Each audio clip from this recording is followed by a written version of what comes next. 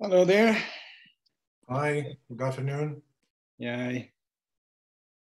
Spiros. Okay, how many people are online? I think we can start. Yeah. Okay, let me share my... Just wait a bit, maybe just a little bit. Okay.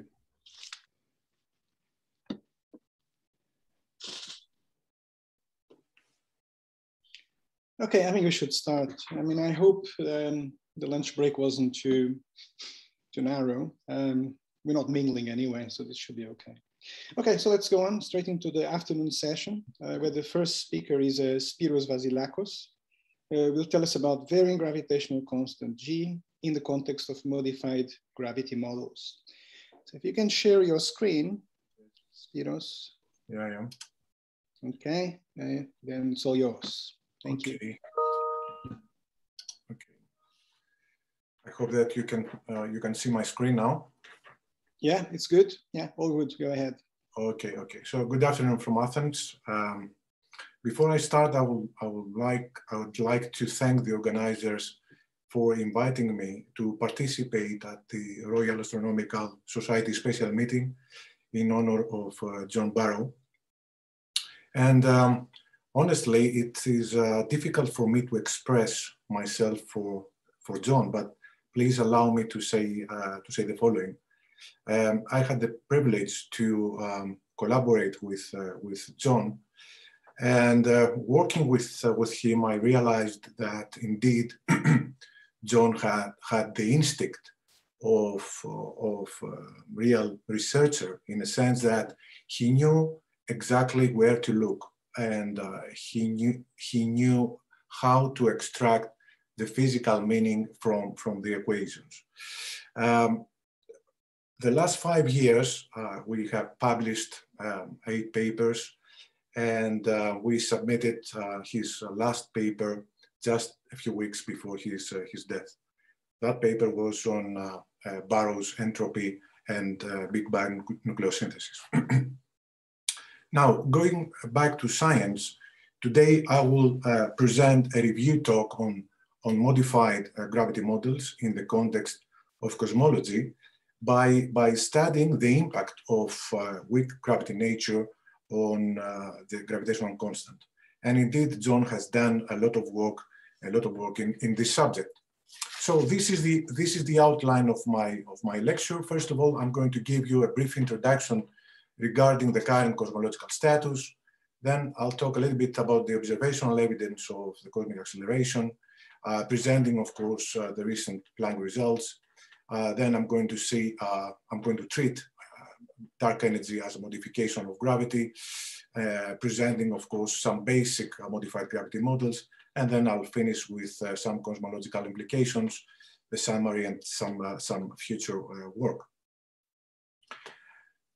Over the last 2 decades, studies in cosmology strongly indicate that we are living in a flat and accelerated universe. In a universe that contains approximately 30% of matter, and when I'm saying matter, I mean baryonic plus dark matter, while the rest is the so-called dark energy, which plays a key role in the whole process because it creates the accelerated expansion of the universe, as we will see later on. Also, the Hubble constant lies in this interval, where the low value comes from the analysis of Planck data, while data in the late universe support higher values. This is the so-called Hubble time tension. Also, a typical age of the universe is around 14 gigayears. Now, if we accept these cosmological parameters, then the next step is to try to address the nature of this mysterious dark energy component.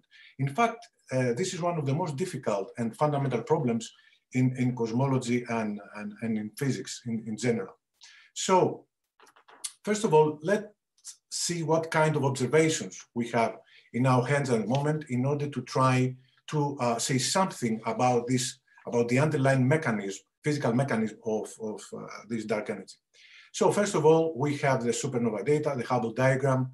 From the supernova data, we can measure distances and then comparing these measurements with the theoretical predictions, we can place constraints on the cosmological parameters. Second, we have the temperature fluctuations of the cosmic microwave background, the Planck data. This is, in fact, this is the only information that we have from the early universe. And using this data, we may place constraints on the spatial curvature of the universe. I will say some things in a minute.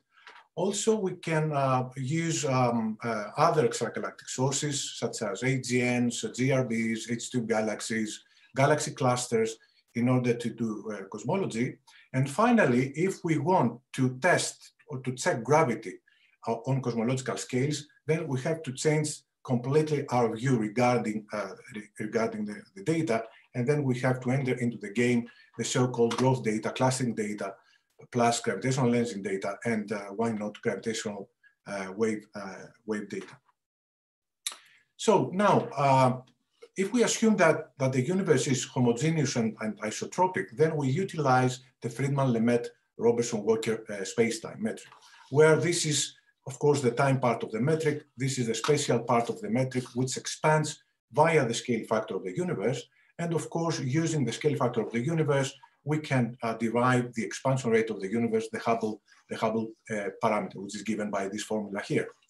Also, this constant here, this K, is the spatial curvature of the universe, and the analysis of the CMB data points that this K tends to 0, which means that the spatial curvature of the universe is pretty close to flat.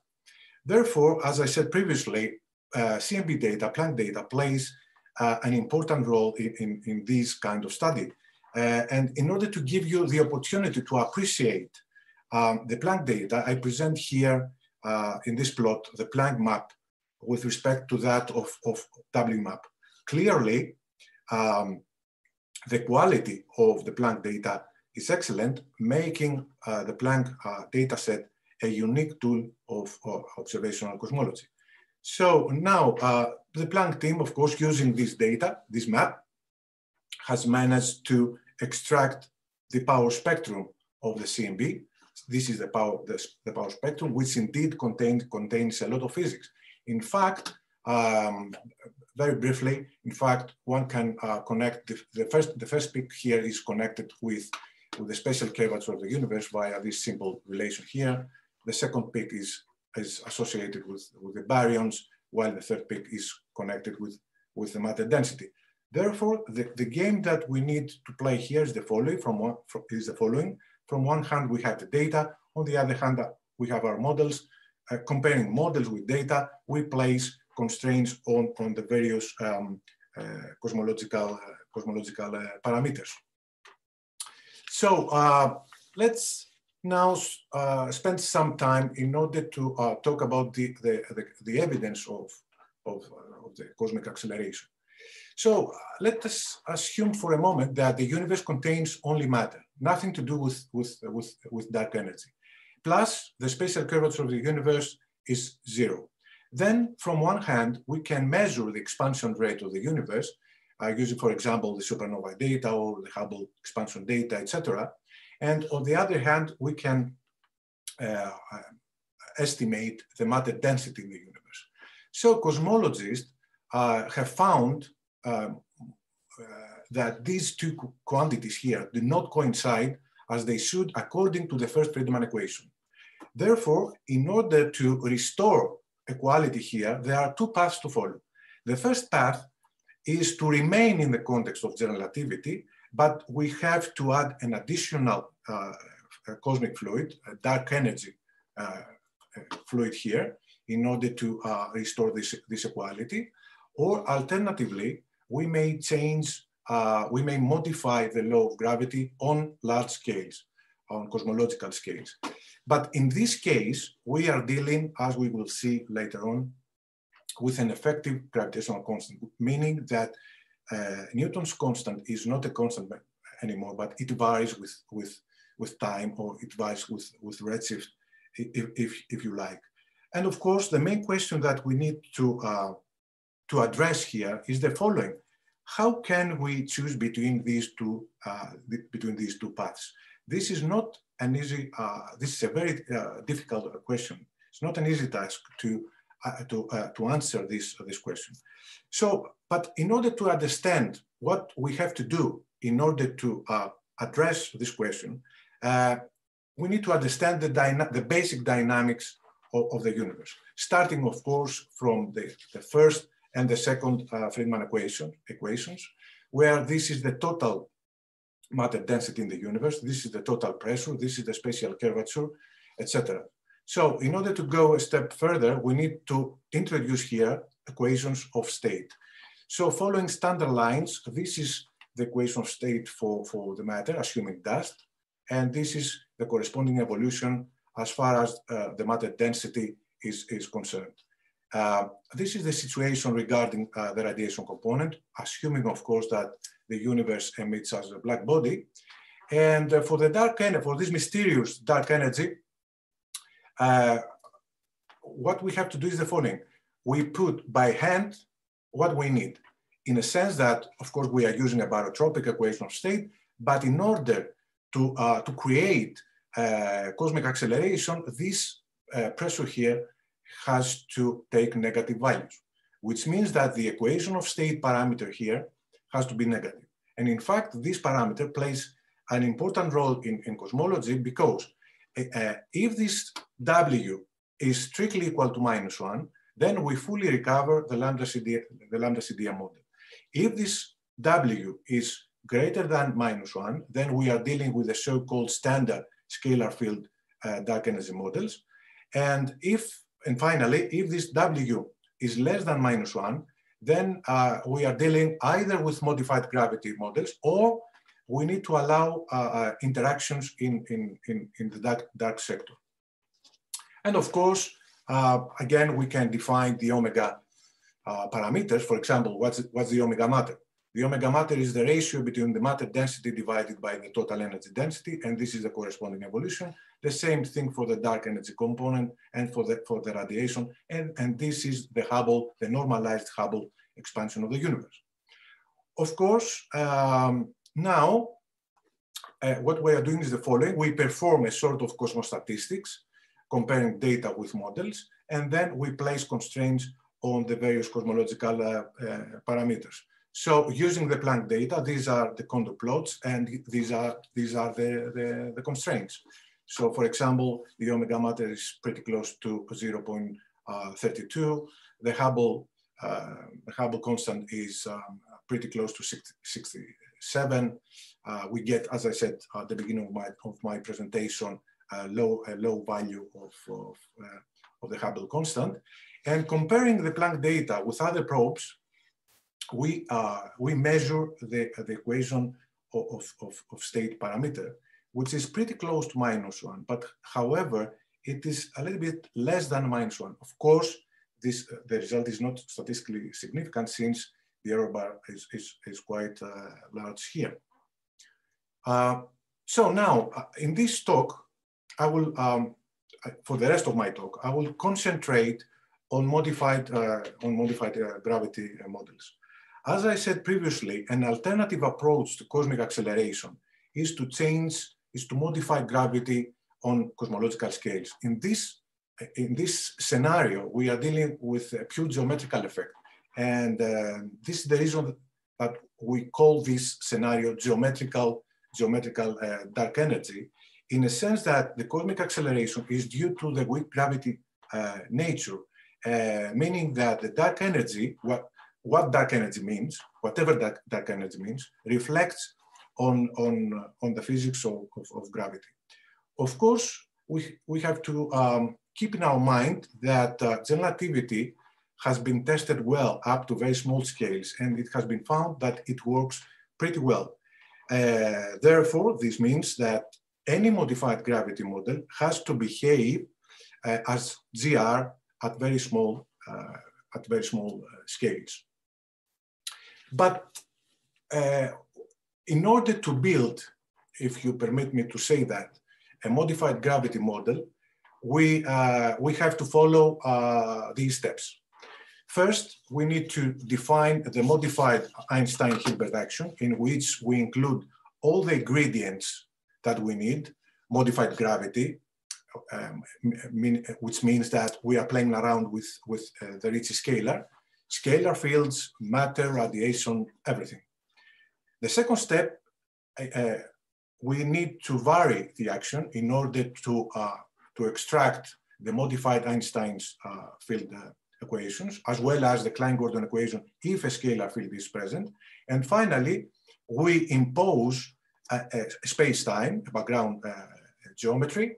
In our case, we are using the Friedmann-Robertson-Walker metric in order to derive the Friedman equations that, of course, describe the cosmic dynamics. So now let me talk a little bit about, let me present some basic modified gravity models, starting from scalar tensor theories. This is a very general action, and of course, John has done a lot of work here in this subject. This is a general action that includes, of course, geometry via the Ricci scalar here, scalar field, matter, radiation. This is the kinetic term of the scalar field. And this general action, of course, includes a wide variety of theories. Of course, as you can imagine, general relativity is a particular case, is a particular solution of the scalar tensor theories. Indeed, if we select this arbitrary function f to be strictly equal to this quantity here, and this zeta function, this kinetic term function, to be strictly equal to 0, then we fully recover general relativity. And these are the the standard Einstein's field equations. This is the energy momentum tensor, etc. And if we impose the Friedmann-Robertson-Walker metric, and after some calculations, we end up with this Hubble parameter that gives you the expansion rate of the universe in the context of the lambda CDM model. This is the lambda CDM model. Now, the scalar field dark energy models in this context, I mean, these dark energy models adhere to general relativity, where this arbitrary function is written, is given by this formula here. This is the potential energy of the scalar field. This is, of course, the kinetic term of the scalar field. And if this unknown function here, if the zeta is strictly equal to 1, then we recover the standard scalar field dark energy models, in a sense that we are dealing with a real scalar field. If this zeta function is equal to -1, then we are in the phantom regime. And if this zeta function is an arbitrary function of the scalar field, then we are dealing with the so-called KSM's models. Of course, the dark energy equation of state is given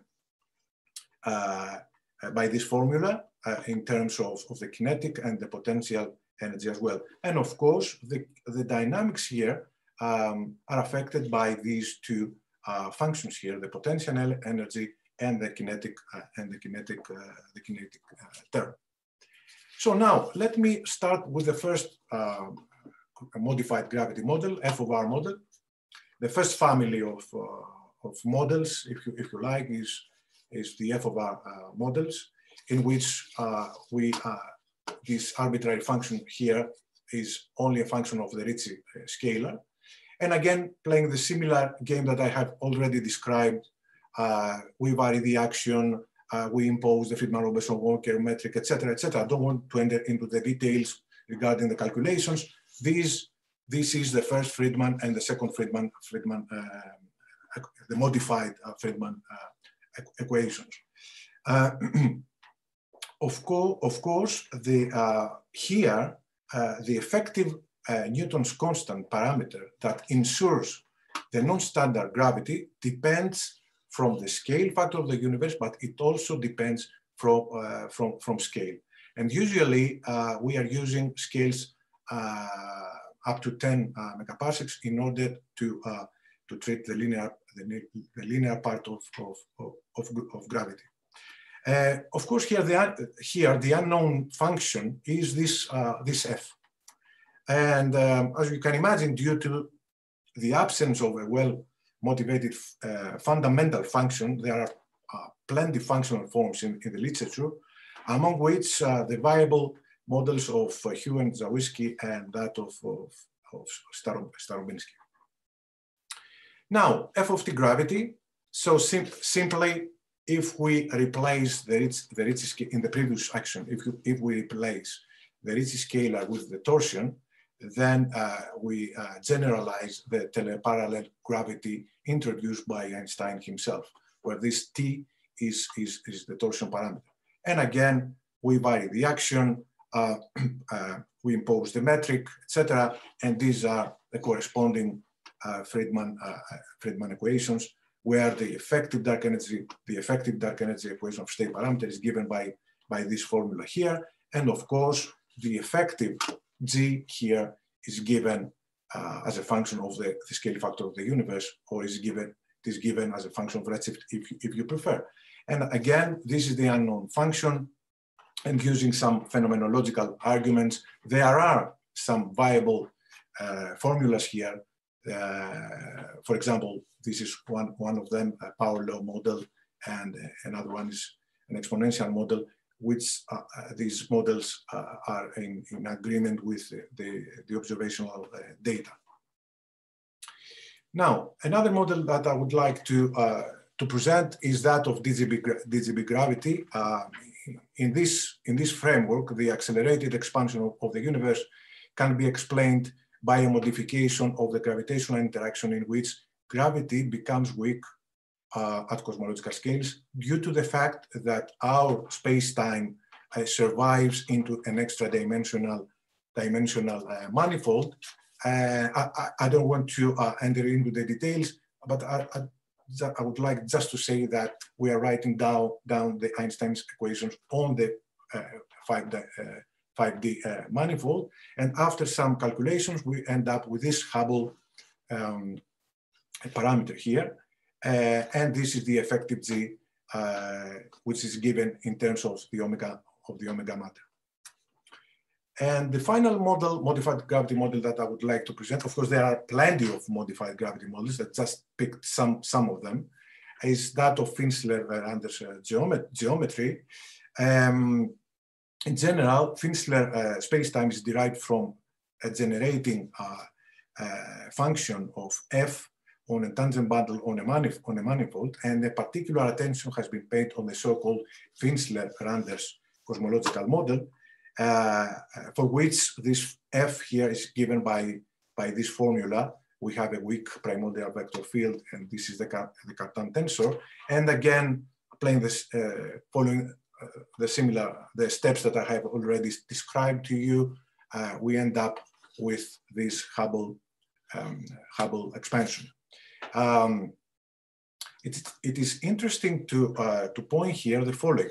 If you compare this Hubble expansion with that of DGB gravity, this one, then you immediately realize that they are exactly the same, which means that the Finsler-Anders model is cosmologically equivalent with that of DGB gravity, despite the fact that the two models have a completely different geometrical origin. So now, going back to my initial question, how can we distinguish modified gravity from GR? In order to do that, we have to combine the mass conservation, the Euler equation, the Poisson equation, the Friedman equations, in order to obtain this equation, which gives you basically the evolution of matter perturbations. Therefore, in order to test gravity, we have to go at the perturbation level, where here we have a friction term, which comes from the expansion rate of the universe. And this term is affected, of course, by the law of gravity, which means that in the context of modified gravity models, this G effective affects the evolution of matter perturbations. So in order to simplify things, we are using the so-called growth rate of clustering, this F. And we can extract an approximate solution of this differential equation. This is the solution where this exponent here, this gamma here, is the so-called growth index, and it plays a key role in here because we can measure analytically this growth index. I mean, we can measure the asymptotic value of this growth index by performing a first Taylor expansion at high redshift. In any way, so by doing that, this expansion at high redshifts, and after some calculations, this is what we get. In the case of GR, general relativity plus dark energy, we have this result. For lambda CDM model, this growth index tends to this, is equal to 6 divided by 11. For the DGB gravity, this is the corresponding value. For the Finsler, F of R gravity and F of T gravity, etc. So now, as you can imagine, having the theoretical, these measurements, if comparing these measurements with data, then we can test GR on cosmological scales, and indeed this is the case. Here I use the growth data, classing data, and in fact I combine classing data with expansion rate data in order to put constraints on the omega matter and on this growth index. This is the corresponding plane. Basically, growth data put constraints on this gamma, while the expansion rate data place constraints on the omega matter. And these are the 1, 2, and 3 sigma contours. And on top of that, I plot the theoretical values. Immediately, it comes out that the DGB gravity, as well as this Finsler, are ruled out by the data. Also, if we concentrate on F of R models, it seems that for those F of R models that includes high values of these exponents, it seems that these models are ruled out as well. Lambda CDM is in agreement with data, and of course, interestingly, this F of T model, which is a modified gravity model, is in agreement with the data, the growth data as well. So, since this F of T power law model is consistent with data, I plot. Oops. Spiros, you're out of time, so just 1 minute. Oh yeah, yes, I'm just finished. I finish in a minute. Give me 1 minute only, and I finish. So, and here I plot the evolution of this effective G as a function of redshift, using, of course, the best values of this F of T model. So here, as you can see, we are in the weak gravity regime at low redshifts, of course, and this we may use this feature here in order to alleviate the Hubble tension. Namely, in this case, we get this value as far as the Hubble constant in concern.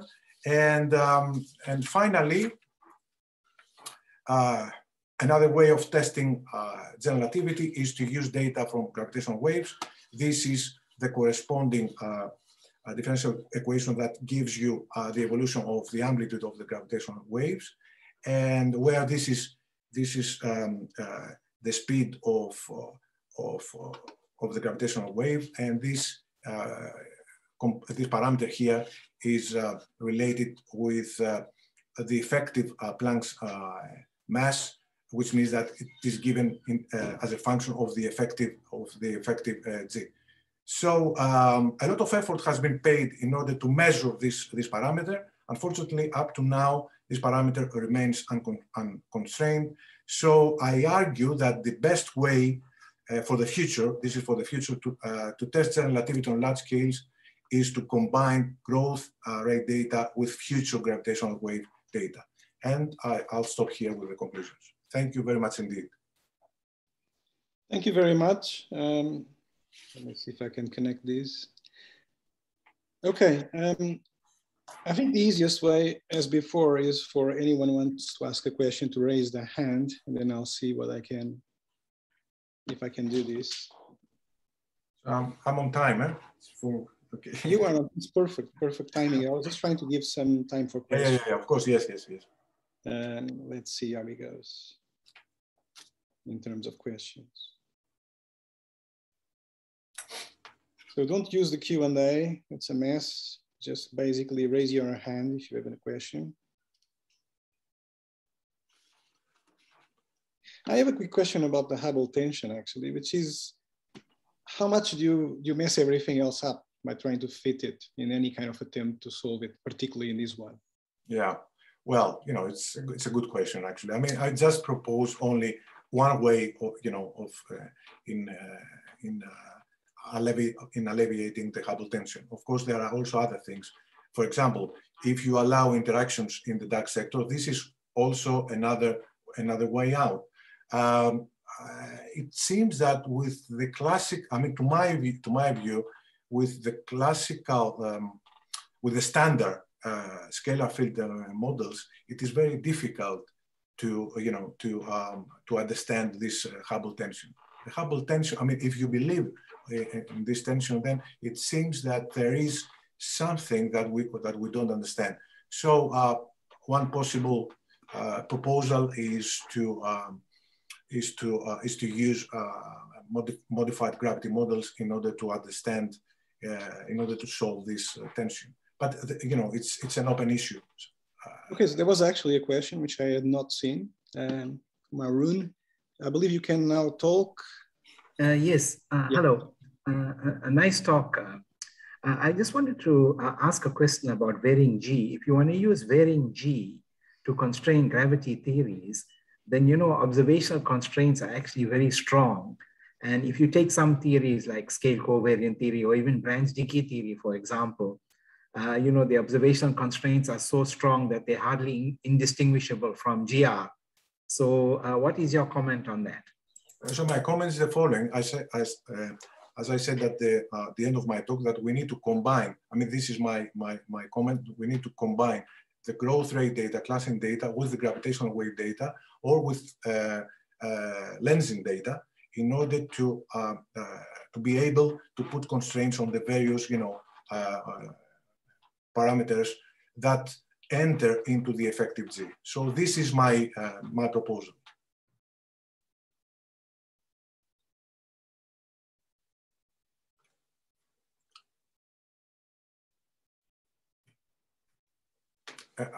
I can hear you. I haven't muted me. Okay, I think that's it. Thank you very much, Spiros. Thank you. Thank you. To the next speaker. So if you can mute yourself and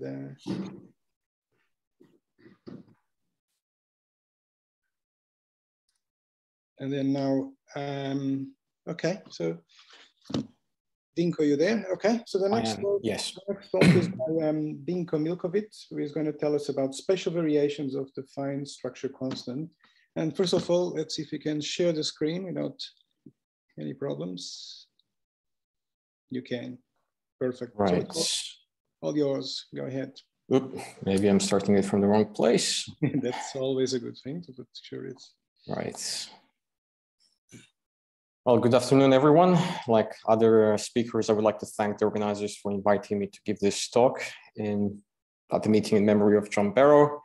Unfortunately, unlike other speakers, I only had brief interaction with him once in Cambridge. But I think that it's obvious from this meeting that his contribution has really helped shape the field.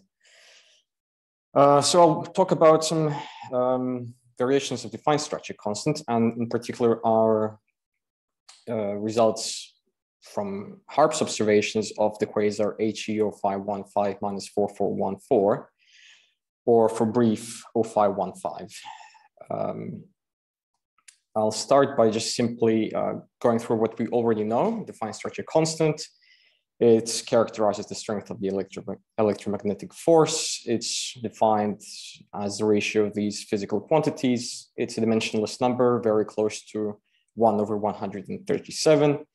And then when we talk about shifts or deviations from alpha, we talk about the difference between the observed value, let's say in the universe, with respect to the laboratory wavelength, laboratory value. And as the number which characterizes the strength of electromagnetism, it also defines the energy levels of atoms. Here you can see a spectrum in the optical wavebands of singly ionized iron. And the locations, the wavelengths of these emission lines are determined by the value of alpha.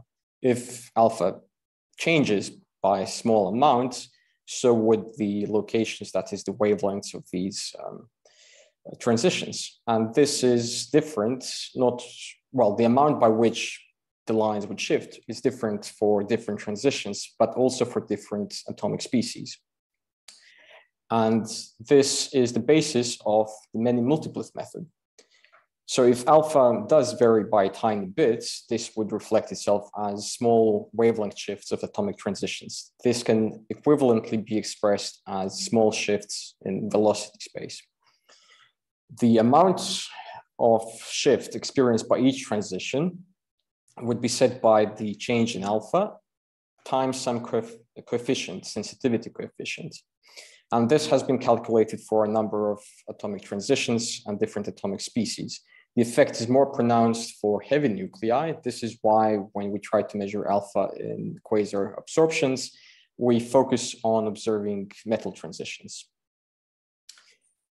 And the reason why I want to use quasars is because they are ubiquitous in the universe. They cover a huge amount of volume. They are basically everywhere on the sky. They're very bright, so they can be seen at very large distances. They are observable up to very high redshifts. So when the light from the quasar travels from the quasar towards us, it interjects clouds of gas. And if there are heavy elements present there, they would absorb this light and re-emit it. We would see this as a series of absorption lines. And the absorption lines would encode in a way the value of the physical constants at that epoch and at that location in the universe. So this is why we want to use quasars for this kind of work. To illustrate the effects, I will show you now a video. What you see here in blue is a typical quasar spectrum. The horizontal lines indicate locations of transitions commonly seen in quasar absorption systems, but also commonly used to measure alpha. Here you can see the value of alpha that's been assumed. And when I start the video, you will see the transitions shift. So you can see that, for example, magnesium transitions are relatively stable. They don't move much, neither does silicon over here. But then we have iron transitions, which for a given value of alpha, one set would change, let's say here towards the blue, while simultaneously other transition shifts into the red. So their sensitivity coefficients have opposite signs, and they're of different magnitudes. And this is, when we observe quasars, we also want to have this. So just briefly to explain how measurements are made. Ideally, you want to observe an absorption system which has a simple structure so that it's easy to model it. You want to observe as many transitions as possible. They should ideally have a broad range of Q coefficients. The data should have high signal to noise. You want to know the wavelengths of the transitions in the laboratory very precisely, as for, the same is true for astronomical spectra. However, so here in this part of the plot, you can see, let's say, if Q coefficient is much larger than 0, it would move towards the red. For much smaller, for very negative Q coefficients, the transition would shift to the blue, and so on. However, what we have in practice is that the data doesn't look anything like this ideal case here. So we have often systems with many individual components closely packed together of different strengths and different widths, so that the resulting profile looks very complicated. Some transitions very sensitive to alpha might be absent either due to the redshift of the source being shifting those transitions out of the observable window for the instrument. The data is noisy. We know laboratory wavelengths for some transitions only with 2 to 30 meter per second accuracy. And then for astronomical wavelengths, it's also difficult to calibrate our astronomical spectrographs to this level of precision. Right, but once we do have the model, once we do have the data, we model it in order to retrieve the physical parameters of the system, which includes delta alpha over alpha. And to do this, we commonly use AI VP-fit. I will also talk about the new development, which is called AI VP-fit, but this will be covered more extensively in Chung-Chi's talk just after mine.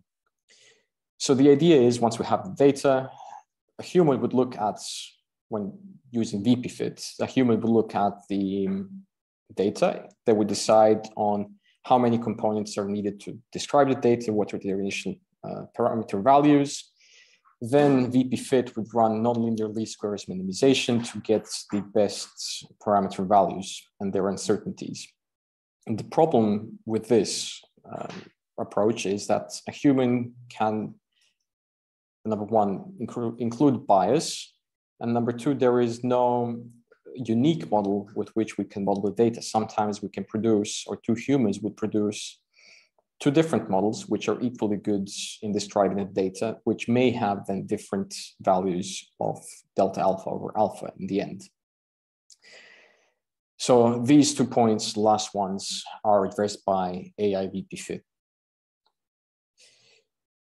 Going on to what has been done previously, and somebody, I think Bernard Carr, mentioned that there are hints of variation from quasar absorption systems. This is work done by John and his group over a period of 10 years. And here I'm showing a plot reported in the paper by King et al., where they've analyzed a sample of almost 300 quasar absorption systems and analyzed them in the way that I've described before, where humans have done the analysis. This is a sky map with the results.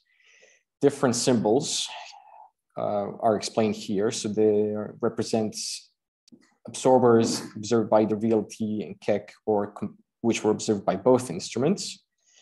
And their resulting delta alpha over alpha measurements are color-coded by this color code. The important thing here is that both the VLT and the Keck data sets, both taken separately and combined, indicate or give proof for the existence of a spatial dipole. The amplitude of, the direction of the dipole is given by the ovals here, and their uncertainty in the direction. Once again, the uncertainty in the direction, whereas the amplitude of the combined sample for the dipole is 1 times 10 to the minus 5, which is with these errors, so it makes it about 4.1 sigma significance. This, of course, produced quite an interest in the community and in general public, but the team was very good in identifying the systematic effects. So some of the effects they considered are laboratory wavelength inaccuracies, the wavelength calibration of astronomical spectrographs used to make the observations, modeling of the absorption systems, and then isotopic abundances of atomic species. In this talk, I will only address these 2 points. First, for the wavelength calibration of instruments. So let's suppose that alpha varies by 1 part in a million. That would, for typically used transitions such as iron and magnesium, introduce wavelength shifts, which are delta lambda over lambda of the order of 3 to 10 times 10 to the minus 8, or in velocity units, 10 to 30 meters per second. This is extremely tiny. And if you imagine the detector of the instruments, the size of each individual pixel on best instruments is between 400 and 800 meters per second. So this is much smaller than a single pixel of the CCD that's used to make the observations. So it's very critical that we have accurate wavelength calibration. And the second point, which will be discussed in detail by Chung-Chi, is determining the number of model parameters and estimating whether our models are unique, identifying all the interlopers, and so on. So I'll start by discussing the wavelength calibration procedures. For those of you who are unfamiliar with this, calibration procedure is required because when you observe a quasar, you have no idea about the wavelengths that you're observing of particular features in the spectrum. So what you do is you image a reference, and that in case most commonly used is thorium-argon. So you would image the spectrum of thorium-argon on the same instrument you're using to observe your quasar. So you can see here a spectrum observed by HARPS, where each dot is a single thorium-argon line. So wavelength calibration assumes or requires you to assign to each pixel a wavelength. So here in this cartoon that I've made, true dispersion is determined by fitting thorium-argon lines, their positions, and then through these points, fitting a polynomial, which then interpolates for all the detector pixels. So you can assign to your quasar observations a wavelength. This turned out to be problematic because thorium-argon calibration actually introduces distortions. This was only seen when UVS and HIRIS were used to observe the solar spectrum, either through solar twin observations or reflection of the solar light from asteroids.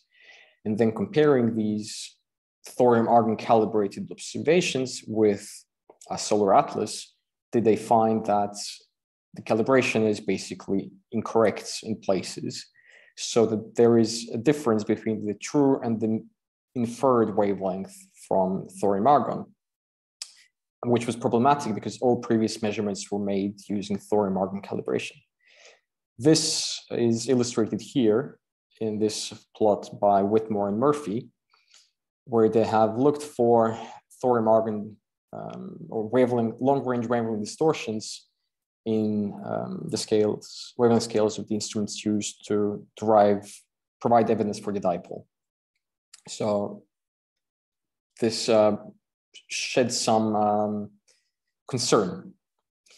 But the important thing here is that even when we correct for these distortions, and there are methods, the thorium-argon calibration can never provide accuracy better than 30 meters per second, which may be insufficient for making very precise alpha measurements.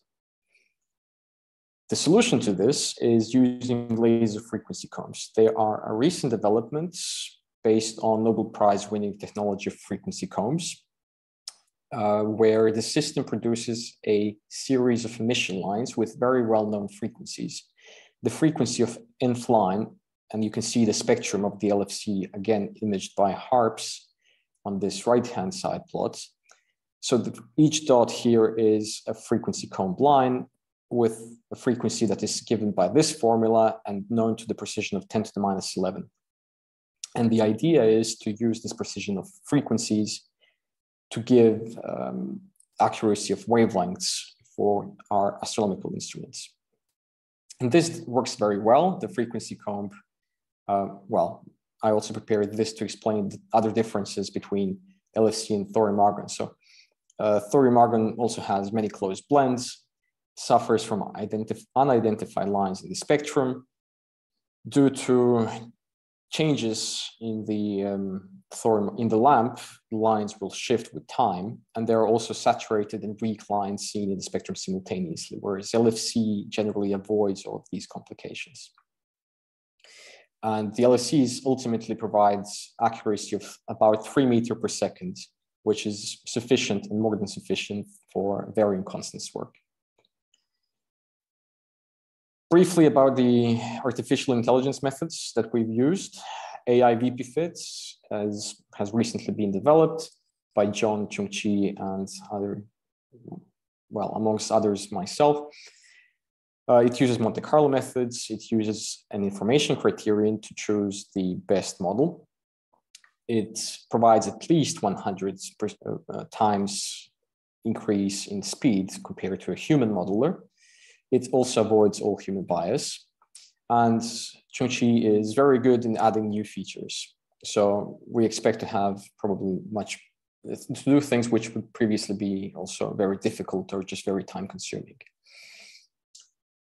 To explain how VP-Fit works, I've also prepared a small animation. This shows you a part of our 0515 spectrum here in this black curve.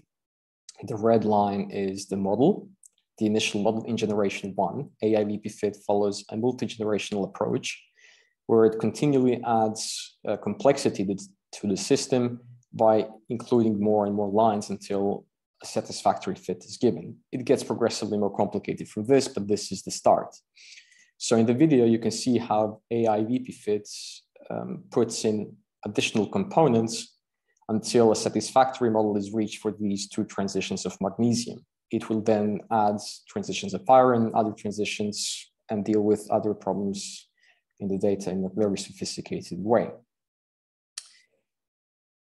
Right. One thing that AI VP-Fit allows us to do is to address the non-uniqueness model. This is something Chungchi will talk about in more detail, but just to maybe give some additional context. When we do this work with VP-Fit or AI VP-Fit, or almost, we try to minimize chi-square space with respect to some parameter of interest, which in our case is delta alpha over alpha. And then in deciding which model is correct, we use chi-square, which can always be further minimized by including additional parameters. In addition to this, the chi-square space may actually be much more complicated than this. It might contain several minima, and a human producing a single model would not really know in which minimum they ended up with. So this has previously not been explored, but has become possible with AI VP-Fit. Additionally, AI VP-Fit uses an information criterion to decide on the optimal number of parameters for the model. The information criterion in a broad sense can be defined as chi-square plus a penalty term. And in our work, we have used AICC, the Akaike information criterion, which is defined here. The point of it is that unlike chi-square, the information criterion will have a minimum. So choosing an optimal model is equal to choosing the minimal or the model which minimizes the information criterion. So I'll now discuss how we use the LFC and AI VP-Fit to derive our measurements of the fine structure constant towards, in a system at redshift 1.15 towards 1.15 towards 0515. We applied for time on the HARPS instruments, which was at that time the only available instrument equipped with a laser frequency comp. It also has a thorium-argon calibration lamp. So this provided a neat way to compare the two calibration methods. The data have high spectral resolution of 115,000, and the resulting signal to noise is about 45 per kilometer per second. Here in the plot, you can see the magnesium-22796 transition, which looks very complicated. So we have decided to divide it into 5 different regions, as you can see at the top here. We've calibrated the data by thorium-argon and LFC calibration separately and provided these two spectra to AI VP-Fit, which produced different models. The locations of components in each of these models can be seen with these tick marks. There are obviously some differences between the two. In addition to this, all previous analyses would keep delta alpha over alpha as a single parameter value for the fitting region. So we would have 5 values of alpha. However, we took a slightly different approach where we have allowed each individual component to have its own value of delta alpha over alpha. In the case where this proved to be unstable, we have grouped tightly grouped some components together, again, taking care that the solution is stable and doesn't change much. So we derive 47 measurements of delta alpha over alpha separately in the LFC and the thorium-argon calibrated model. Each point here that you can see is an individual measurement.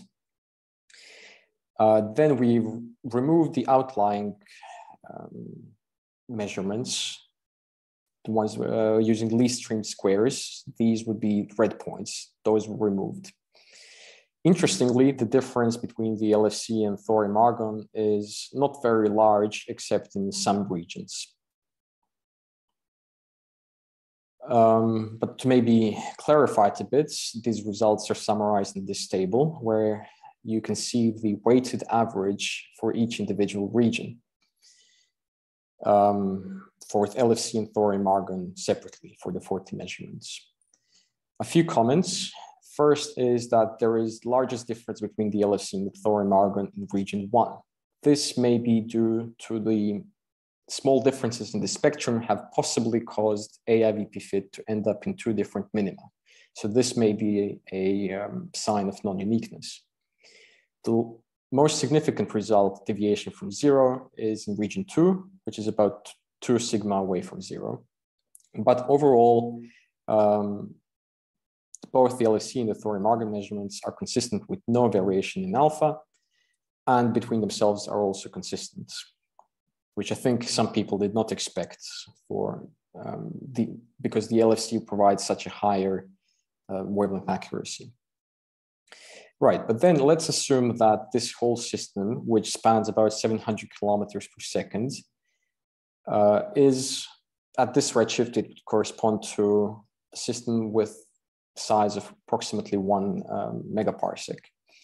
And then by taking the measurement of the scatter of the 40 measurements, we were able to constrain for the very first time small scale fluctuations in the value of alpha. Those may not be larger than 9 times 10 to the minus 5 over 25 kiloparsec scales. I'm very happy that David explained his models before I presented my work, so I don't have to explain which theories could explain small-scale spatial variations. But just to give you an overview, is alpha in these models coupled to matter density fluctuations.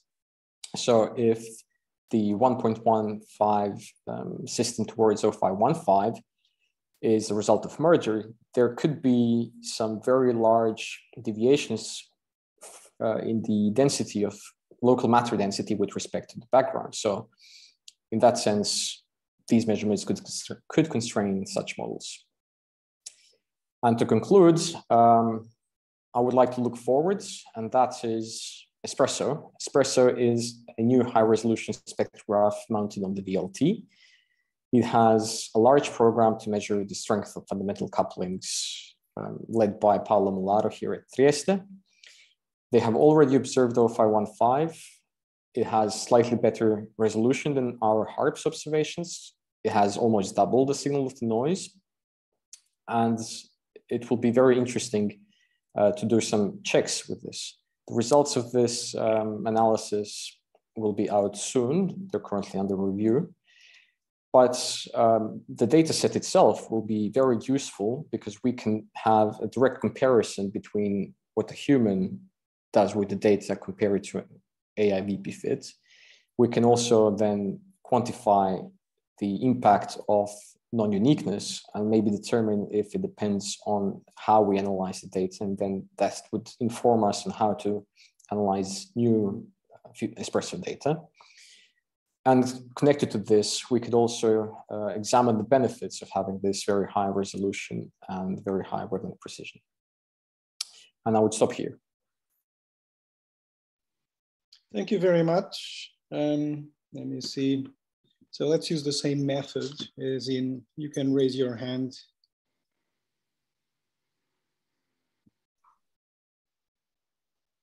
To ask questions, and I will unmute you. I believe if you're a panelist, you can just ask, you can just, go in.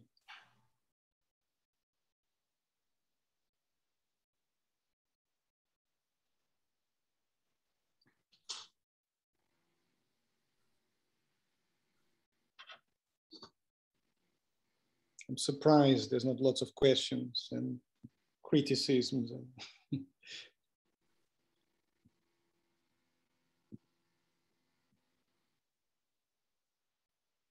Well, my one question is really how really, I mean, this is the thing, how do you know that, for example, a dipole, which requires different instruments, if I understand it correctly, could not be contaminated by very different systematics?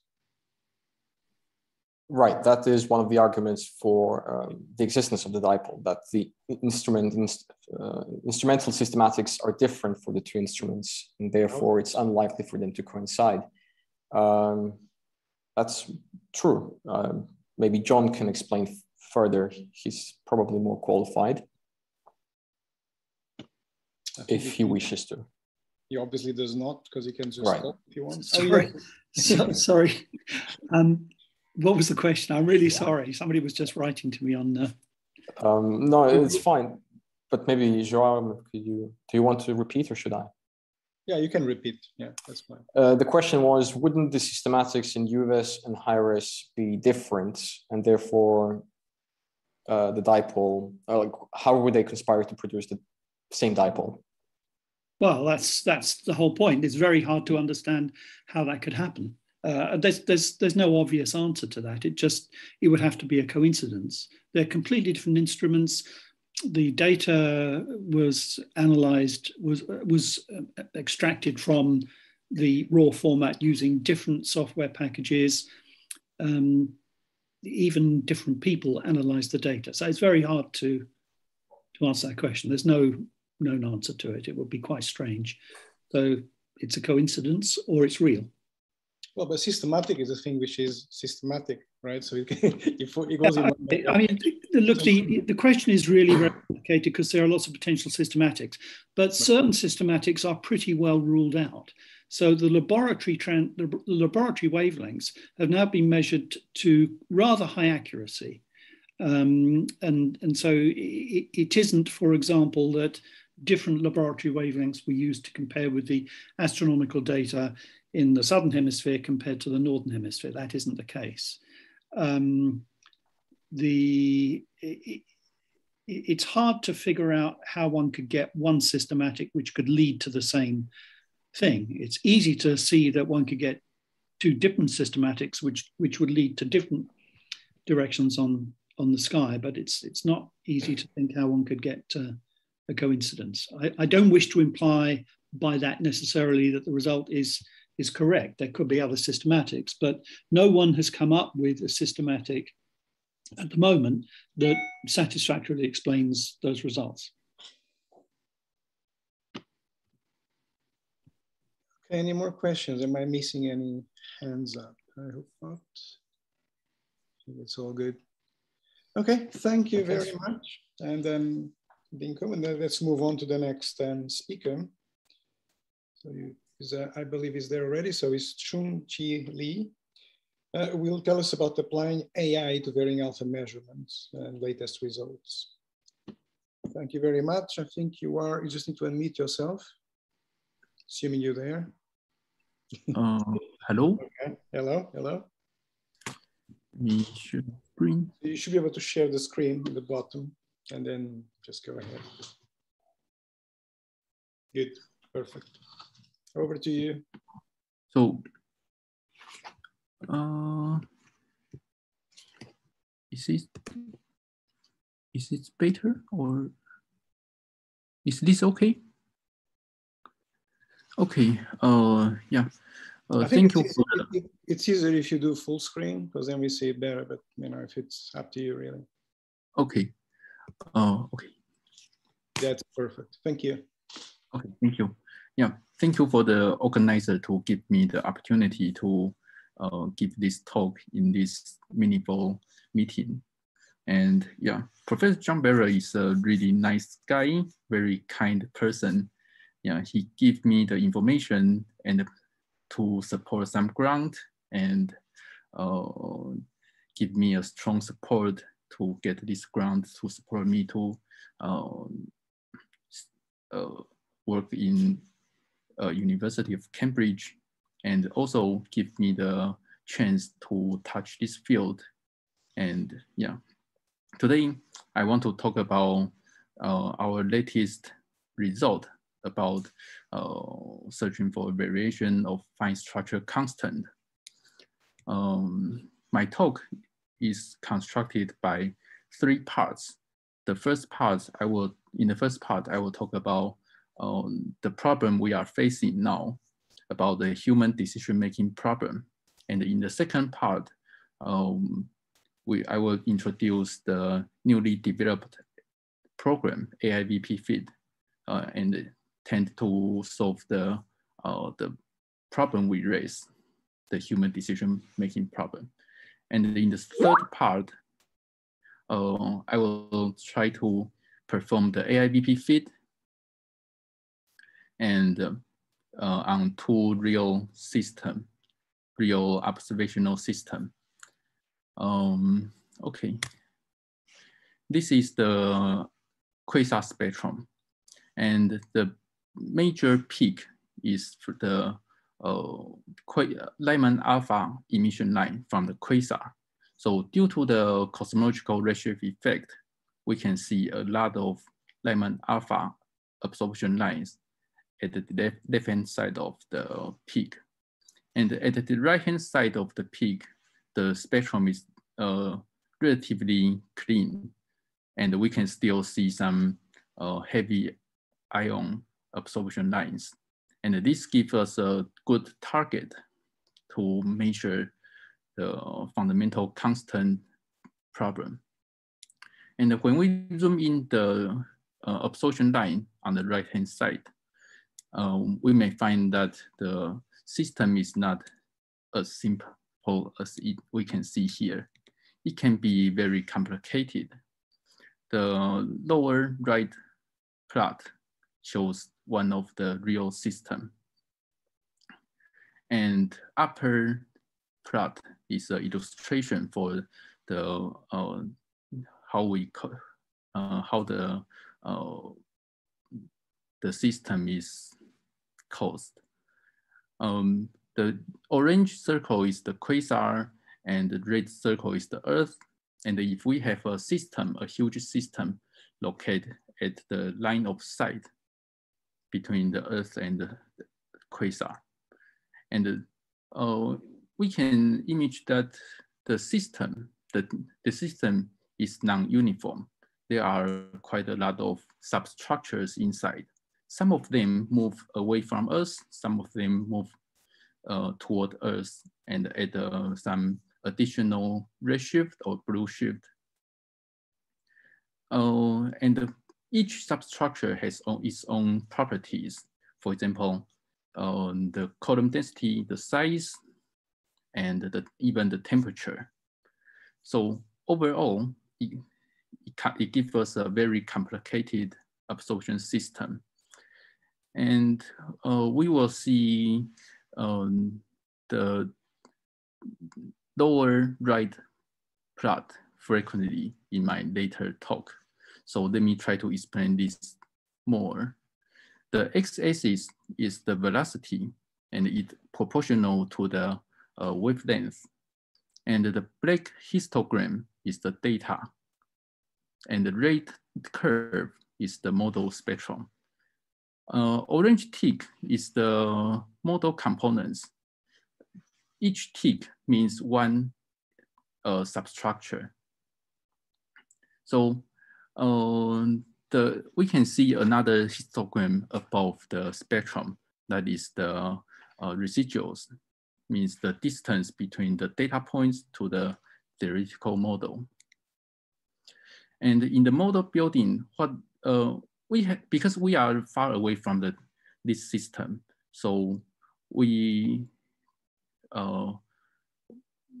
our knowledge on this system is very limited.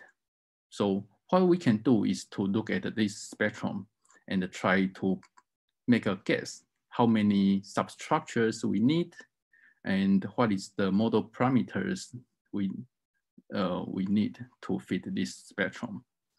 Let me raise so here can be one question arise. For example, if we look at the bottom right plots and look at the left-hand side absorption profile. In this region, we use 2 ticks, means 2 substructures to fit this absorption profile. But why not 3? In principle, more model parameters we have, the beta chi-square or the smaller residuals we will reach. So why not 3? Why we use 2? Okay, I don't have the answer for this, but let me go a step further.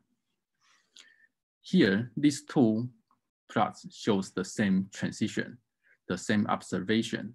And if we look at the green box, we will see that we use both the upper and the lower panel use 2 components to fit this profile, but their position are different. Which one is better and which one is worse? And yeah, we still have no answer to this. And if we just look at the residual, we will find that the residual are almost the same. But such kind of different modeling may give us different physical quantities, especially those sensitive physical quantities such as fine structure constant. Okay, so let me go a step further. Here shows 2 models. The normalized chi-square for the left model is 0.9775. The normalized chi-square for the right model is 0.9876. When we look at these 2 models, and when we look at the residuals, we may say the left model is as good as that in the right-hand side model. However, when we look at the alpha value for the left side model is 4.58 with the statistical error 4.38. And for the right model, the alpha value is minus 20.8 and the statistical uncertainty is 7.52. So it looks about more than 3 sigma deviate from each other. Okay, before explain more about this problem, let me go a step further. Usually people use a so-called blind analysis on the model building to find the alpha value. That means we start modeling with delta alpha equal to 0. After we find a good model, then we allow the delta alpha value to vary and run the program again to find the delta alpha value. That is the fine structure constant we have. But another question also appears here. When we start to build a model with delta alpha equals 0, and this means that when we allow the alpha to vary, it is very likely to end up with the model that our delta alpha value is very close to 0. That means if a person try to build up the system, they will end up with the left model and never go to the right model. So to give a brief conclusion here is that the best way to eliminate any possible subjectivity is to avoid human decision-making in constructing the model. So our method is to teach or to build up a system, a program to do the modeling process for us. So that is the AIBP fit. This is our solution. The AIBP fit is the artificial intelligence-based algorithm. And the basic idea is inspired or originated from the GVP fit, which is published by Matthew Bainbridge and John Webb in 2017. And the system of AIVP feed is a bit complicated, but the core, the basic idea or basic step in AIVP feed is simple, just 3 steps. In the first step, Monte Carlo method, that means we add a new components at a random position. Yeah, and after we add the component in, then we move to the next step. We perform the VP fit to optimize to tune the model parameter.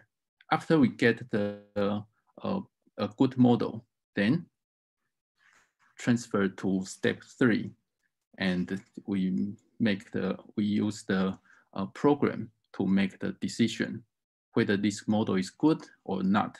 If this model is good, we accept it. If it is not, we just throw it away and go to the next generation, go to the next, go back to the step 1. So in the model selection, chi-square may be a solution, but the chi-square will face a problem, that is the overfitting problem, because we know that more model parameters we have, better chi-square we will reach. So this means that if we use chi-square to do the model selection, we will include quite a lot of lines and end up with a very overfitted model. So we need some penalty term to avoid the model to evolve to be more and more complicated. So the most commonly way to do this are the AICC and the BIC, archaic information criterion and the Bayesian information criterion. And in the later slides, I will also talk about our newly developed spectral information criterion, SPIC. So before moving to the information criterion, to the model selection part, maybe Dinko showed this figure in his slide, but let me try to show this again. Yeah, in the first generation, we will use one component to fit the spectrum. And then in the second generation, we randomly add in the second component, the second substructure. So the data fit, the model fit the data is much better than the previous one, but still horrible. And so on and so forth. Generation 3, generation 5. This means that generation 4 is dropped in the model selection step. And we only need 10 generations to end up with a quite good model. In this case, we spent 199 generations to get the final model. This means that we spent quite a lot of generations in testing and refining the model. So this program is quite sophisticated. Okay, so then let me go to talk something about the information criterion. Corrected archaic information criterion and the Bayesian information criterion are both very popular way to do the model selection step. They are constructed by a chi-square term plus a penalty term. And the capital N and the small k are the total number of data points and the total number of model parameters. When we add in more and more components, the small k becomes bigger and bigger. So the second term, the penalty term, becomes bigger and bigger. So finally, we will end, but if we add in more and more components, chi-square will drop. So finally, we will end up with a balance point. That is the best model we have. When we look at the AICC and the BIC, both information criteria face 3 shortcomings. Firstly, looking at the green box, this shows one component, one substructure, and this substructure affect the data within that small region. But in the penalty term, we use capital N, the total number of data points. That means we take the data points far away from the green box into account in the penalty term. And this is one point, one shortcoming. And the second shortcoming is that looking at these two green boxes, and the one component or one substructure is stronger or bigger, and the other one is weaker. And AICC, both AICC and the BIC treat these two equally. And thirdly, it is quite well known that AICC often overfit the data and the BIC underfit it. So in this background, we try to introduce spectral information criteria. The red part is the penalty term. And capital NA is the line strength. The right plots is an illustration of the line strength. If the line is broader, the line strength is bigger. If the line is narrower, the line strength is smaller. So the SPEAK take the line strength into account. By the way, SPEAK work well in our system, but does this information criterion applicable to other systems? This will be also an interesting topic in the future. But let me go back to the to this talk. So AIVP fit has three advantages from the physical point of view, because we add in the components by using a random seed. This means that when we start the program from the scratch, from the beginning, with another random seed, we put in the lines randomly with another ordering, or says another sets. So using different random seed means using different fitting modeling process. So we will reach the conclusion that the AIVP fit has the behavior of objectivity. And from the computational point of view, this program supports the parallel computation. If we submit 100 jobs at the same time, then we will get 100 models in maybe a few hours or a few days. So overall, this can save quite a significant time. So we say that from the computational point of view, this is also a very time-saving program. Okay. In the third part, I will talk about, okay, we have AIVP fit on our hand, so we will perform this program to two realistic data. The first one is the HARPS data. This is the data Dinko in the previous speaker just mentioned.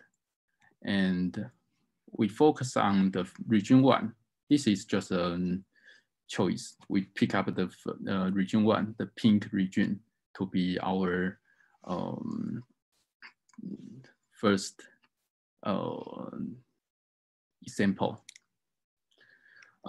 Before move to our result, let me explain the broadening. Let me try to explain the broadening. This is some kind of physical assumption. The thermal broadening and turbulent broadening are both very commonly used in model building in the literature. The thermal broadening means, the B factor proportional to the speed in the gas cloud. So the thermal broadening is to assume that the B factor satisfies the thermodynamics, that satisfy the thermal equilibrium.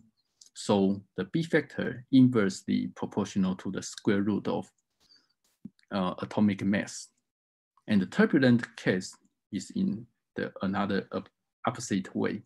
We assume that the B factor for all species are the same.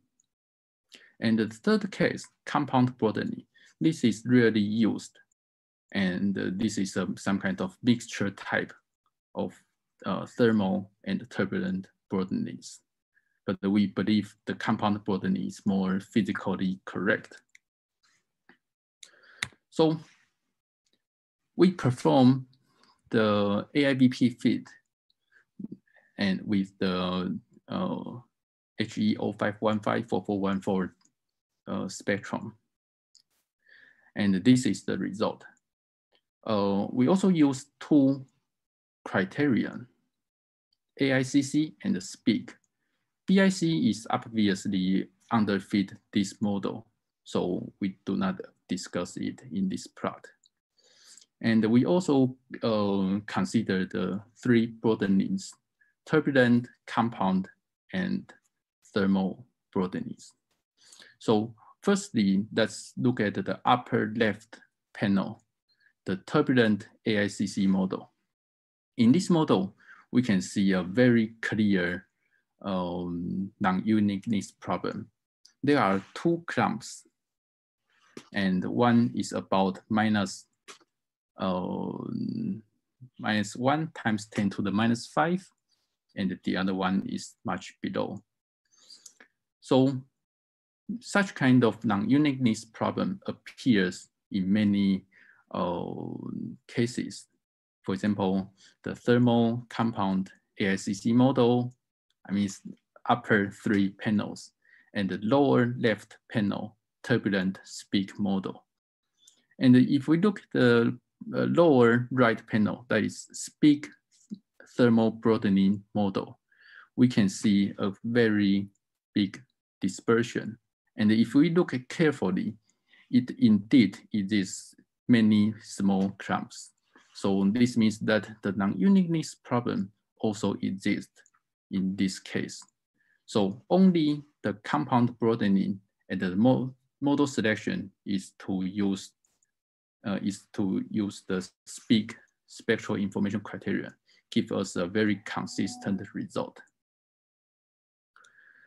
So we will say that we tend to say that if we want to get a consistent result, we have to use the suitable physical assumption and suitable information criteria. Okay, then I will move to the second system. The second system is from the very interesting spatial 4UT mode from the espresso. Okay, maybe I don't have much time to explain the experiment here, so just move to the spectrum. This is the spectrum we are interested in.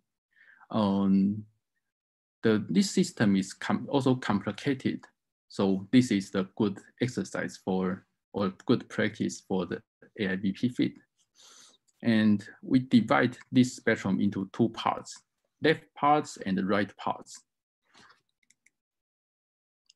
And from the previous study, we know that the compound broadening plus SPEAK spectral information criteria give us the best result. So here we just show the result from SPEAK information criterion and compound broadening. And we found that under this setting, the results are very consistent with each other, no matter the left region or right region. And something amazing here is that the overall delta alpha value is about minus 1.33 plus minus 0.26 times 10 to the minus 5 is about 5.1 sigma away from 0. This is a very significant result. Maybe if we go back to the previous system 1, the lower middle panel, the central value is 0.385, and the statistical uncertainty is 0.388. It's about 1 sigma consistent with 0, within 1 sigma, just at the boundary. But in this system, we find the 5 sigma signal. So this result is interesting, but a little bit suspicious. So we will examine this carefully. But if this one is a real signal, this may give us a hint that the current observation may reach the precision here to find the non-zero alpha value. Okay, so let me go to the conclusion. So in the I have 2 conclusions here. The first one is for the AIVP fit program, we use the random process or random model building process. So it has the objectivity, and this program can give us a statistical test, and then it is very helpful to solve the human decision-making bias. And secondly, this is this is the first time we find the non-uniqueness problem. We quantify the non-uniqueness problem, and this discovery will be very important for the future high precision measurements. Okay, thank you. That's all my talk. Thank you. Thank you very much. So as usual, questions are open. Don't use the Q&A. Just, okay, I've got the question. LA, let me see. You can talk. Talk is permitted. Yep. Go ahead. Hi, so many thanks for interesting talks. I want to ask if it's possible to consider gravitational redshift in our result. I mean, does it affect the result or not? Sorry, I didn't catch your last point. That's line. I mean, does gravitational redshift affect your result? I mean, redshifts caused by gravitation cause any effects on the result you gain?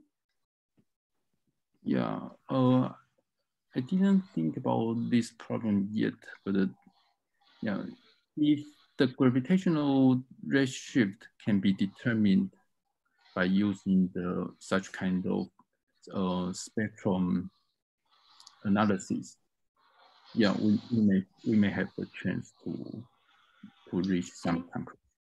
Yeah. Sorry, maybe I do not answer this well, but. And another question, can you please back to your slide number 6? Number 6. Yeah. Yep, this one. Okay, in this slide you have the some 2 different values for delta alpha over alpha.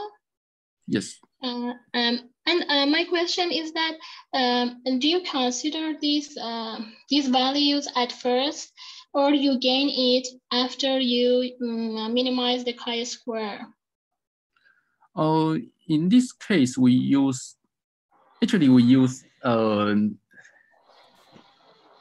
let me go down to this plot. Looking at the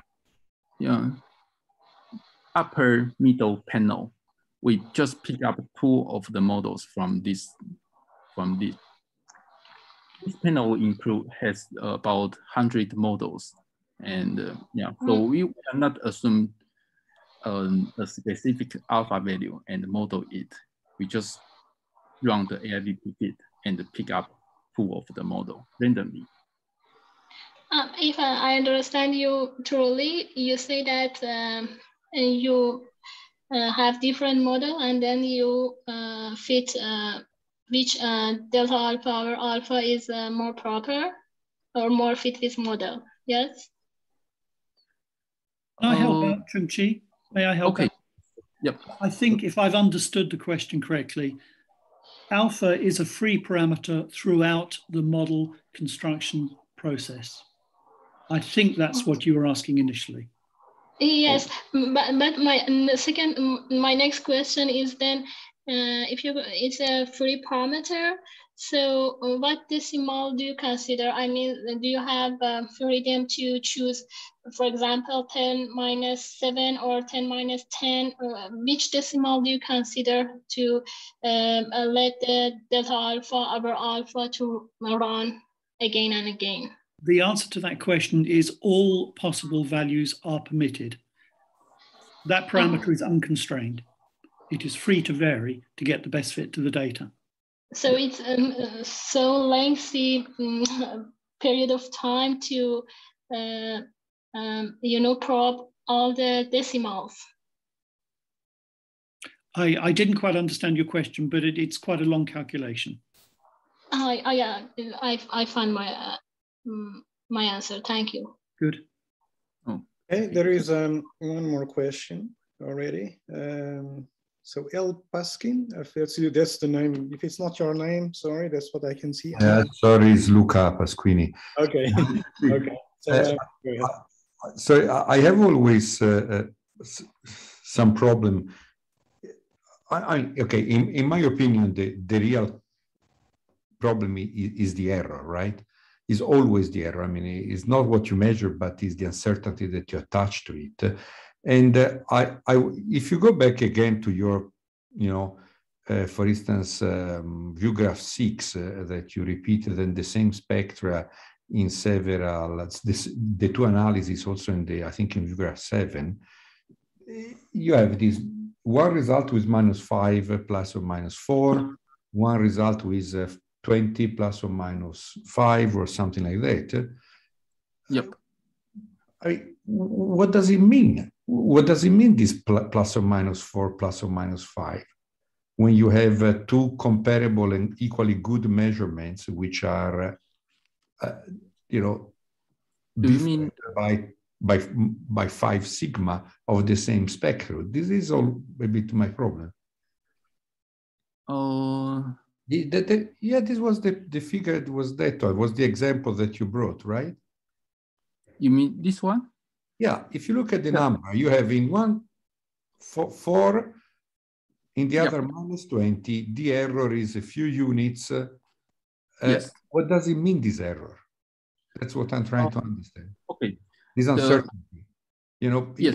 Of course, it looks to me that is unrealistic, or it is just partial. I think we should move on soon anyway. So shall we be brief in the replies and questions? I mean, it's his last question anyway. Okay. Okay. Let me briefly answer this question. The uncertainty here is from the statistical uncertainty. We assume that the minimum is quadratic parabolic potential. So in that case, we can calculate the systematic error. So something confused us is that the non-uniqueness problem is not from the statistical error, it's from the model building process. That is another additional systematic error. Yeah. Okay, I think we need to move on. Thank you very much. So let's kind of rearrange things. The next speaker is Graça Rocha. Let me see if she is here. She's there. Okay. So Graça will tell a small change in the topic. It's going to be constraints on very fundamental constants from Planck. Graça, are you there? So let's see. You have to Yes, I'm here. Okay, good. Hello. Can you hear me, Shmuel? Yeah, I can hear it. It's over to you. You have to share the screen, green button. Yes. Okay. Let And me then it's set over up. to you. Okay. Okay, over to you.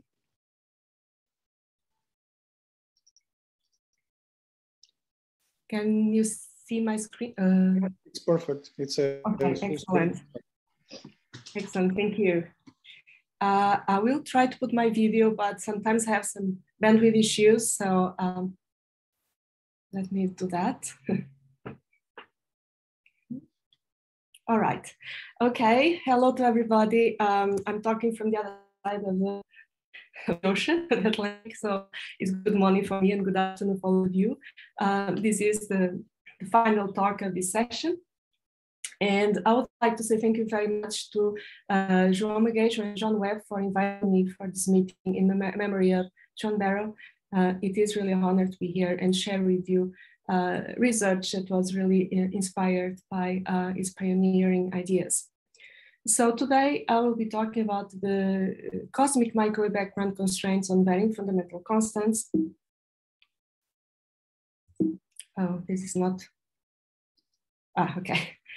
Fundamental constants. So I will start just by asking this fundamental question. This very simple question is, how does the variation in fundamental constants?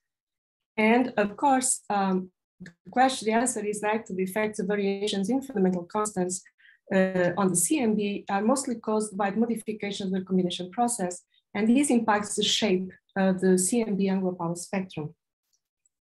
Let me just give you, for example, an image here of the angular power spectrum Planck 2013 data. This is data used for the analysis that I'm presenting here today. On the top plot, you see the distribution of fluctuations of temperature of this ancient radiation as function of the angular scale.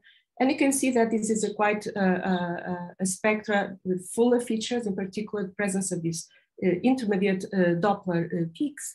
And these variation fundamental constants will impact the shape of this power spectrum.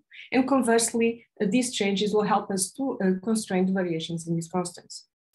In the plot on the top here, you see in blue the data points from Planck, the observations, and in red, the best fit model.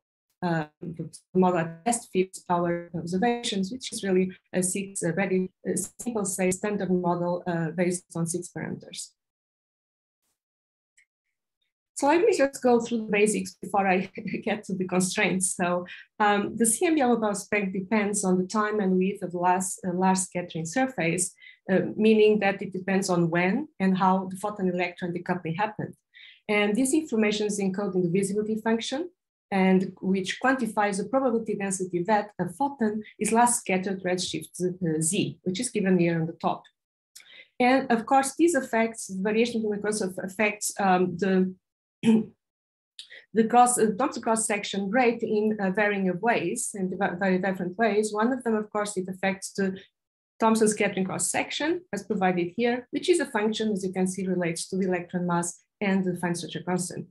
And on the other hand, this affects the evolution with time of the free electron fraction as provided by the equation on bottom here. And of course, on the right-hand side, we just have the value of the fine structure constant today. Let me show, for example, what a variation of the, for example, the fine structure constant. By the way, I'll be referring to 2 constants. One is the fine structure constant, and the other is the electron mass, which were the constraints provided that we investigated Planck data. Here, I'm showing the implications of a variation of fine structure constant on the evolutionary time of the free electron fraction. So on the vertical axis, on Y, you have the XE, and on the x-axis redshift. And what to the variation, by the way, the lines I should say refer to variations -5% in blue and +5% in red, while the standard case is shown in black.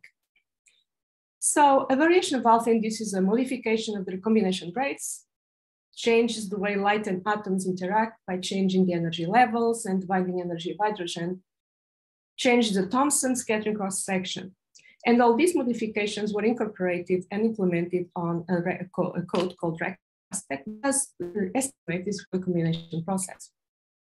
The thing to pay attention from here, of course, is that you see that the larger alpha red curve, recombination takes place at a larger redshift, meaning at earlier times, and therefore, of course, will change for a given redshift.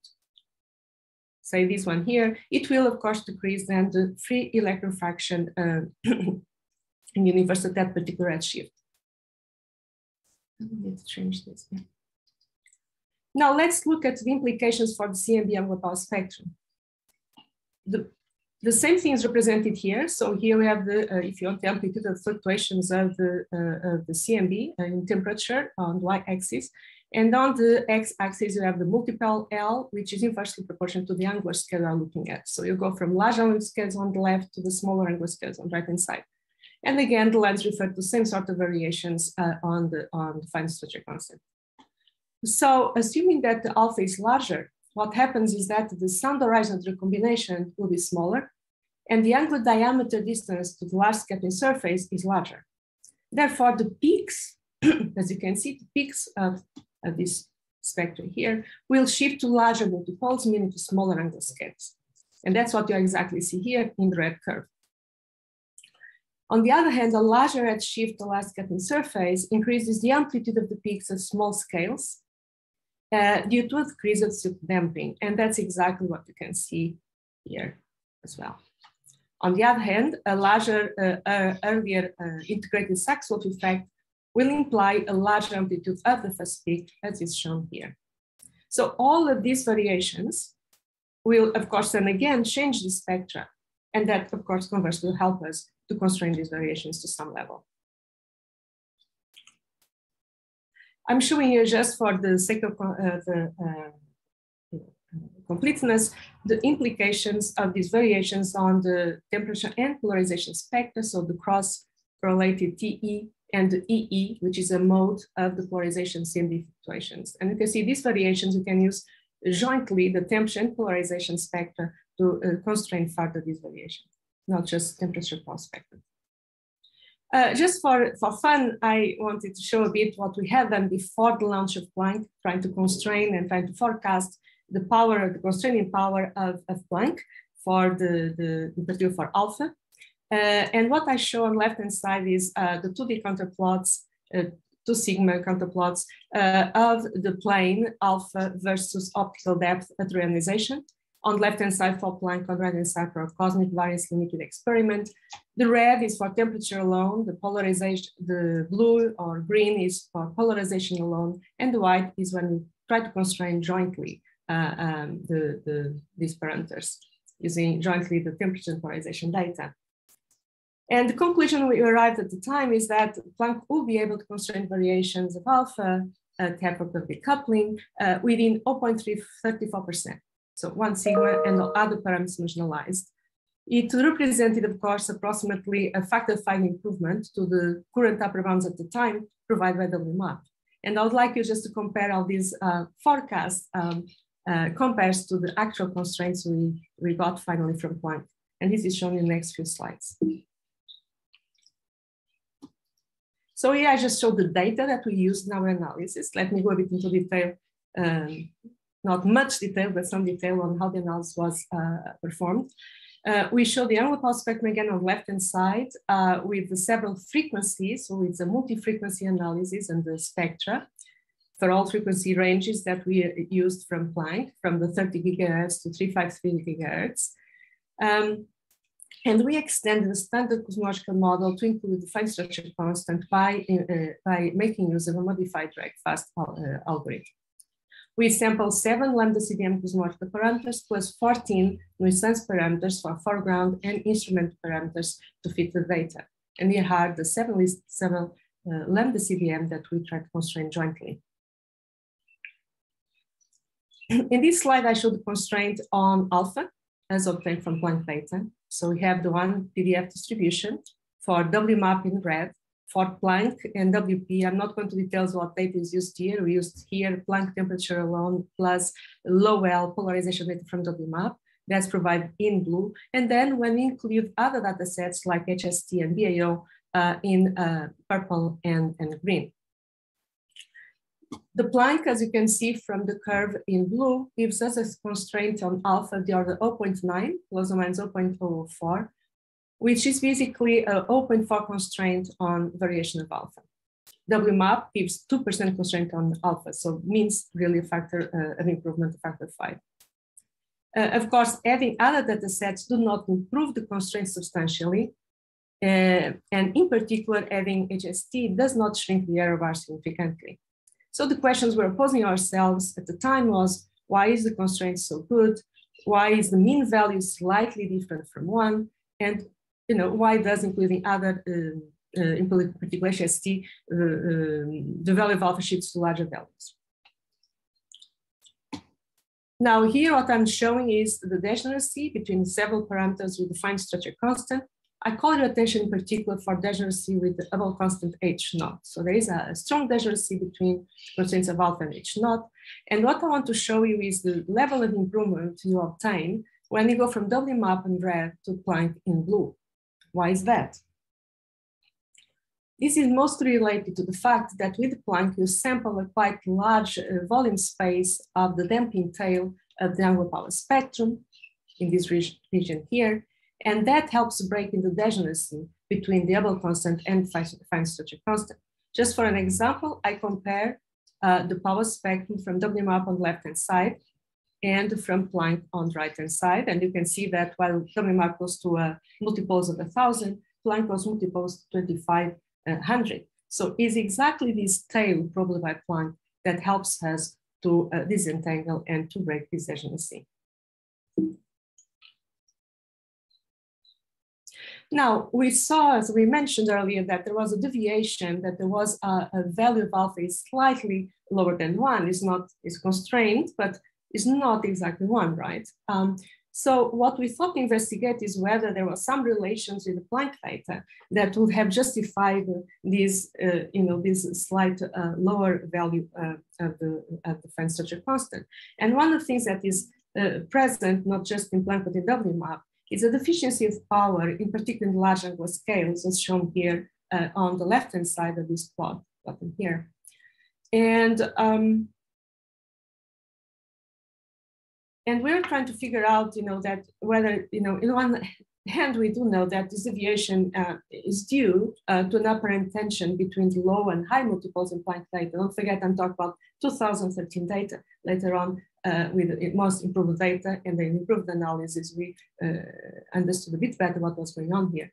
But what we try to understand is whether these will have any implications on the constraints of alpha. So what we try to do is to actually remove the multiples that were less than 49. So basically all this region here presented in green, if you want, on the left-hand side. If you remove these multiples, what will happen to the constraints of alpha? And what we realized is that the value of alpha was more consistent with unity, as shown on the upper plot here. So this was an interesting exercise, trying to understand how selecting regions of the data space will actually change the constraint on alpha. Now we tried again to understand the robustness of our estimates through cosmological model assumed. And for that, we tried then to open up and to extend the cosmological model to allow variations of other parameters, in particular, the number of relativistic species and F and the helium abundance YP. What we notice is that when we let NF vary and float, the uncertainty on alpha goes up by a factor of 2, but the number of the relativistic species agrees with standard value. This is given on the left-hand side plot here. On the right-hand side, we have a stronger degeneracy between fine structure constant and helium abundance. We get the constraint of alpha at 1% level, it's worse by a factor of 4, and the helium abundance is mostly unconstrained.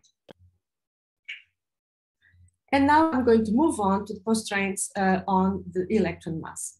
Again, I'm showing the implications for the free electron fraction, it's a function of S sheet, a function of time if you want. And again, the lines refer to variation of -5% in blue and +5% in red, while the standard case is shown in black. So these are the sort of implications you have for the evolution with time of this free electron fraction. Implications for the angular power spectrum. Let me just remind you that an increase of electron mass decreases the Thomson scattering cross section, and thus partially compensates the decrease of silk damping length, lambda d, due to the earlier combination. And for this reason, alpha has a larger impact on damping tail than the electron mass has. So the implications are a bit, the variations are a bit of a lower amplitude. The overall amplitude of the peaks is less affected by a change in electron mass than by a change of alpha. And this is due to the different effect, again, on the damping tail. Again, I'm showing this impact on the TE and EE spectra, so incorporating the polarization of the CMB radiation. And finally, I'm showing the constraints obtained with Planck. So this is basically the 1D PDF for the electron mass with WMAP in red, Planck in blue, and then including other data sets like HST and BAO. And on the right-hand side, that is the 2D plot with constraints to sigma for the electron mass and fine structure constant. One thing to notice is that you do not have much of an improvement on constraints on the electron mass from Planck compared to WMAP 9. We see though that including BAO, you decrease the constraints by a factor of 5. But this is mostly because there is not much of an impact on the damping tail, and therefore the discriminatory power of Planck does not apply here. Once again, I'm showing just for sake of perusal of it, the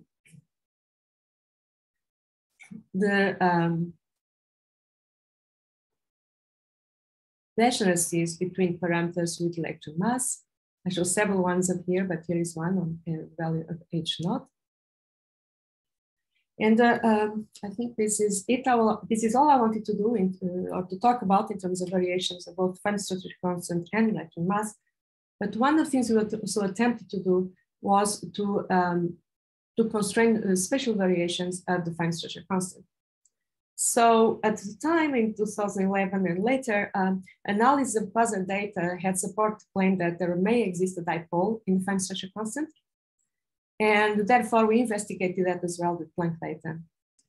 The dipolar modulation of alpha will imply model couplings between the amplitude of the fluctuations at CMB when described in terms of the spherical harmonics on sphere, surface of the sphere. And the constraints will be mostly posed into this parameter, delta CA of I. And this delta CA of I is a parameter that corresponds basically to 3 parameters which characterize the amplitude and direction of the modulation. We developed, of course, the LN+1 correlations related to this dipolar modulation and applied 2 different estimators, an heuristic and an optimal. I'm just showing you some of the mathematical formulation for this particular analysis. Of course, one thing that's important to note is that we have to apply masking to the data, and masking obviously biases the estimate further. So we try to constrain using 900 CMB Monte Carlos at NS of 2048, which means that's pixelization there, and plus noise and the mask. We took into account the mean field in the case of no modulation and renormalized using modulated Monte Carlos to estimate the variance of the estimator from the unmodulated Monte Carlo. So it's a bit of detail here, but better to leave it up front. And that constraints were obtained. So the constraints on the delta alpha over alpha, on the amplitude of this dipolar variation, the spatial variation, is of the order -2.4 plus or minus 3.7 times 10 minus 2. And this is a 2 sigma level using L max of 1500. So in conclusion, and I'm reaching the end of my presentation here, in conclusion, we obtained constraints from Planck on alpha at level of 0.4%, which improves WMAP constraint by a factor of 5, as has been predicted by our Fisher analysis. The improvement comes mainly from observation of the damping tail, which breaks degeneracy with H0. 1.6 sigma deviation of alpha from unity when considering Planck plus LOL polarization of the map is reduced when LOL data is removed. This mild deviation is probably coming from the low versus high tension observed at the time. Constraint on alpha weakens by about a factor of 1.5 when the number of relativistic species is allowed to float, while it weakens up by up a factor of 4 when the helium abundance is allowed to vary. constraint from Planck on electron mass is comparable to the WMAP data constraint. And the Planck data combined with BAO provide a constraint on electron mass at 1% level. Again, dipolar modulation of alpha, I just talked about it. Assuming that further analysis of the Planck polarization data and other future CMB experiments will happen, then we expect further improvements on this because we're using more data, there's more constraining power. Euclid, in particular, improved the Planck constraints on the fine structure constant by a factor of 2. However, CMB alone can only constrain variations of alpha up to 0.1% of the redshift of 1,000. So there's not much more you can do beyond that point. And I thank you all for attending this talk. And thank you very much, João and John, for inviting me here. I'm open to questions now. Well, thank you very much for waking up at 7 in the morning. I know, still sleepy. Still sure you are. I'm amazed by the clarity you managed to achieve. Anyway, so we're open to questions. As usual, don't use the Q&A, just raise your hand and I will allow you to talk. Any questions?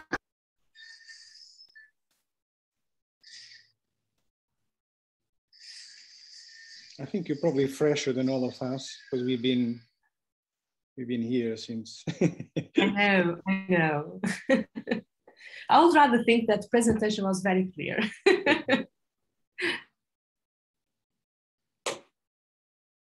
Well, as usual, I have a question if no one else has. Yeah.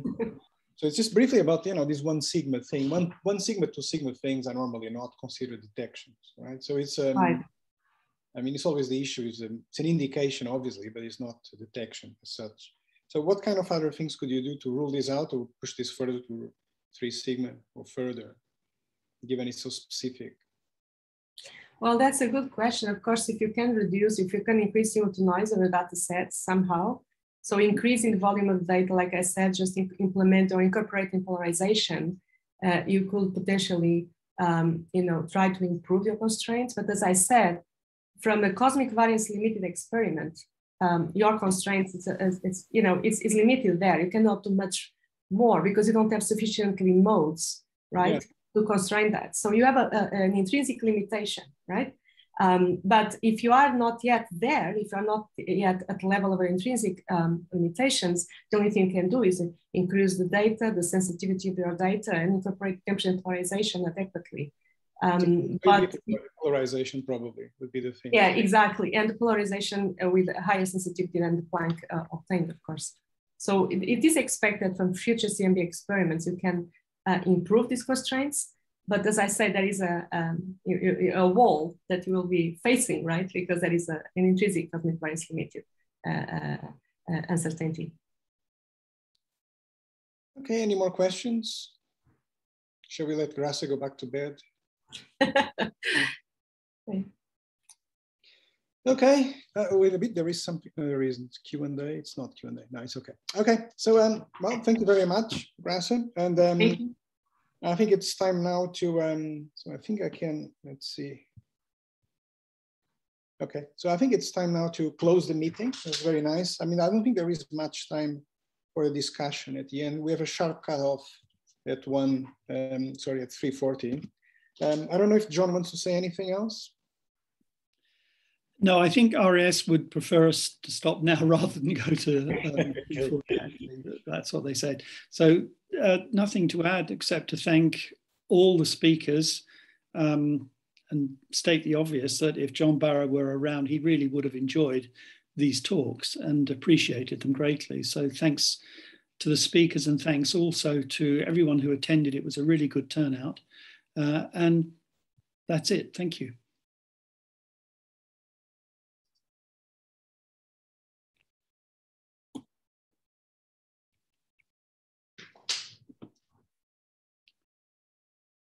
This is a bit abrupt compared. I mean, people. I think we've ended. Have we ended or not? You actually need to press end at some point. All right. I don't know. Yes, please go ahead and end it. RAS 1.